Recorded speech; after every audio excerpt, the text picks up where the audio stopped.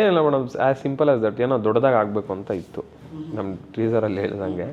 ಲೈಫಲ್ಲಿ ಏನೋ ದೊಡ್ಡದಾಗಿ ಆಗಬೇಕು ಅಂತ. ಯಾಕಂದರೆ ತಂದೆ ತಾಯಿ ತುಂಬ ಕಷ್ಟಪಟ್ಟು ಅವರು ಒಂದು ಸ್ಟೆಪ್ ಬೈ ಸ್ಟೆಪ್ ಗ್ರೋ ಆಗಿ ಸೊಸೈಟಿಯಲ್ಲಿ ಇವತ್ತು ಈ ಮಟ್ಟಕ್ಕೆ ಬಂದಿದ್ದಾರೆ. ನನಗೆ ಏನೇನು ಬೇಕೋ ಅದೆಲ್ಲನೂ ರಾಜನ ಥರ ನೋಡ್ಕೊಂಡಿದ್ದಾರೆ. ಅವ್ರ ಕೈಯಲ್ಲಿ ಕೆಪಾಸಿಟಿಯಲ್ಲಿ ಇರೋದಕ್ಕೂ ಮೀರಿ ಬೆಳೆಸಿದ್ದಾರೆ.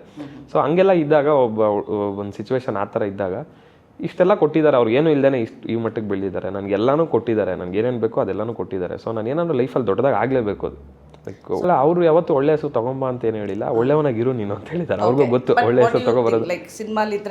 ಹೌದೌದು, cinema is very yes 100%. Cinema ನಾನು ಚಿಕ್ಕ ವಯಸ್ಸಿಂದ ನೋಡ್ದಂಗೆ ಸಿನಿಮಾ ಆ್ಯಕ್ಟರ್ಸು, ಸಿನಿಮಾ ಆಗಿರ್ಬೋದು, ಇಟ್ ಇನ್ಫ್ಲೂಯೆನ್ಸಸ್ ಎ ಲಾಟ್.